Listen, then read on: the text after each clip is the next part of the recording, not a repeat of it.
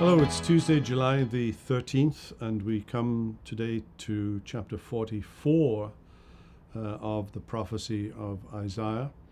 As I was saying yesterday, Isaiah is 150 years before the collapse of Samaria, the capital of the northern kingdom of Israel. He's preaching in the middle of the 8th century BC, second half of the 8th century BC, and he is warning of the impending rise of the Assyrian Empire and eventually the Babylonian Empire and eventually not far from where we are right now. He's going to talk about Cyrus, the Persian, the deliverer of God's people several hundred years down the line.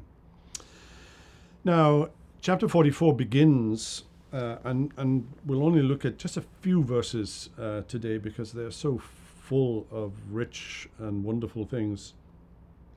But now hear, O Jacob, my servant, Israel, whom I have chosen. Thus says the Lord, who made you, who formed you from the womb, who will help you. Fear not, O Jacob, my servant, Sheshurun, whom I have chosen.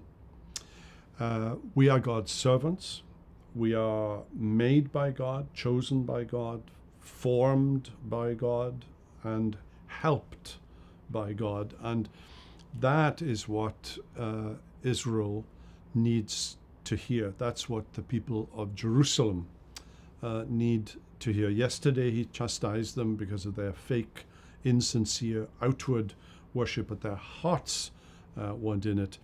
They need to know God and they need to love him. They need to know him in an intimate way. They need to thirst after him. So verse 3, I will pour water on the thirsty land and streams on the dry ground. I will pour my spirit upon your offspring and my blessing on your descendants. And we'll look at what that means a little more tomorrow in terms of a promise of revival. And is Isaiah speaking of days immediately in his future? Is he speaking of days possibly after the exile and returning to Jerusalem and a spirit of revival? I think he's probably thinking of that, but maybe he's thinking too of the coming of the New Testament and coming of the spread of the gospel throughout the world. But I want to focus on this idea of being thirsty.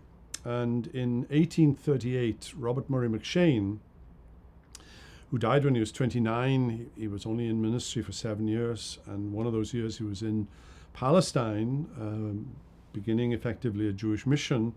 He was only a preacher for 6 years, but we still remember him fondly as one of God's great servants. And in a sermon on this very text, he said, when two travelers are going through the wilderness, you may know which of them is thirsty by his always looking out for wells.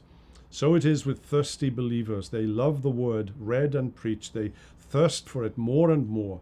Is it so with you, dear believing brethren? In Scotland, long ago, it used to be so.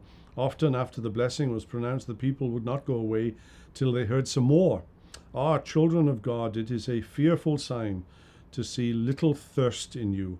I do not wonder much when the world stays away from our meetings for the word and prayer, but when you do, I am dumb. My soul will weep in secret places for your pride. Well, that was almost 200 years ago in Aberdeen in Scotland, but oh, how true that is today. I will pour water on the thirsty land, and the great question is, are we thirsty enough for God to come and refresh us? Well, that's it for today. Have a wonderful day. See you tomorrow.